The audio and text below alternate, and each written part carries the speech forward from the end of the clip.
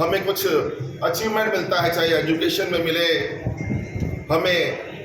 हमें लगता है कि कुछ आनंद मिला, उसके बाद हम कुछ नौकरी या बिजनेस करते हैं, फिर हमें कुछ अचीवमेंट मिलता है, फिर हम खुश होते हैं उस समय पर। तो हमारी दौड़ चालू है, क्योंकि हमें आनंद नहीं मिला, हमें खुशी मिली है।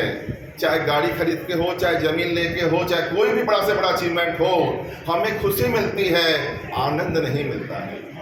तो क्या फर्क है इस आनंद में और खुशी में? खुशी क्षणिक होती है और किसी से रिलेटेड होती है, किसी अचीवमेंट से रिलेटेड होती है, और आनंद किसी से रिलेटेड नहीं होता, किसी चीज का मोहताज नहीं होता। वो तो आनंद है, आनंद परिपूर्ण रहेगा ही रहेगा आपके पास में, उसमें कोई सुख या दुख या कोई अचीवमेंट या लॉस नहीं होता। वो आनंद के लिए हम खोजते रहते हैं। चाहे किसी ने 1000 करोड़ कमा लिए हो, 100 करोड़ कमा लिए हो, फिर भी भागता फिरता।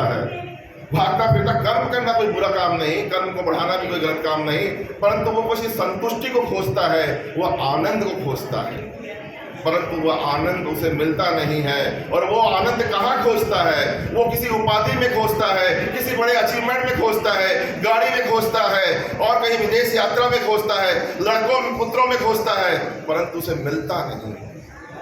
मिलता है तो बहुत ज़्यादा, मैं कोई गंभीर बात नहीं कर रहा हूँ, बड़ी सीधा सी बात है, बड़ी अच्छी लगेगी आपको सुनकर, निवेदन करना चाहूँगा। तो वो आनंद हम खोजते हैं, वो शांति हम खोजते हैं, परंतु हमें मिलती नहीं, और हम खोजते जाते हैं, काम में आगे बढ़ते जाते हैं, इधर उधर जो भी करते जाते हैं, तो खोज रहे हैं आनंद, पर मिलता नहीं।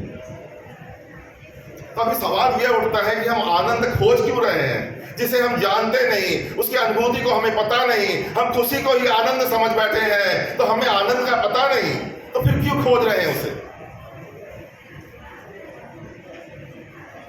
एक बच्चा जब जन्म लेता है, आप उस बच्चे की किलकारी को देखो, उस किलकारी में इतना वाइब्रेशन होता है, उसे आप गले लगाते हैं तो इतना मजा और आनंद का अनुभव होता है, क्योंकि उस बच्चे में आनंद भरा होता है।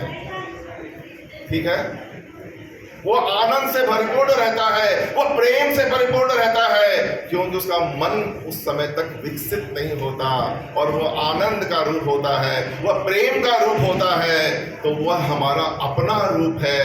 और हम खोज क्या रहे हैं? हम अपने रूप को ही तो खोज रहे हैं। जब जन्मे थे तो उस आनंद को लेके जन्मे थे, उस प्रेम को लेके जन्मे थे, और उसे ही हम खोजने निकले और खोजते जा रहे हैं। तो कहाँ है वो हमारे ही अंदर में है, हमारे ही पास में है, पर हम उसे बाहर खोज रहे हैं। तो मैंने बताने की आपको चेष्टा ये की है कि पहले तो आनंद है क्या, और ये प्रेम है क्या? प्रेम शांति का ही रूप है, तो ये है क्या और क्यों खोज रहे हैं? क्योंकि ये हमारा अपना स्वरूप है, हमारा अपना बोध है, जिसको लेके हम जन्मे थे।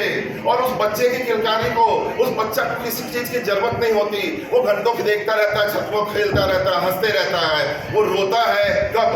जब उसे भूख लगती है, तब रोता है, नहीं तो वो नहीं रोता, क्योंकि उसके पास में वो अनुभूति होती है आनंद की और प्रेम की। आप थोड़ा भी जोर से बोलते हैं तो वो रोने लग जाता है जोर से बोलने से। क्यों?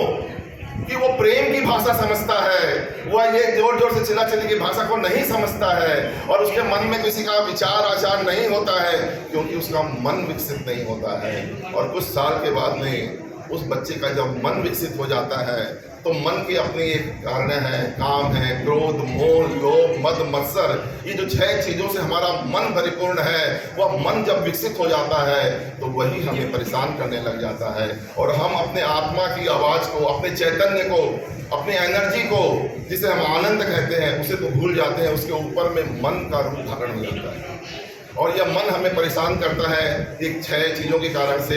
और यही परेशान करता है, ध्यान से रोज की अपनी चर्चा को देखो, रोज की दिनचर्या को देखो, आप कितने बार अपनी एनर्जी को डाउन करते हैं, क्योंकि ये मन का कोई न कोई रूप आपके सामने आता है और आप विचलित होते हैं।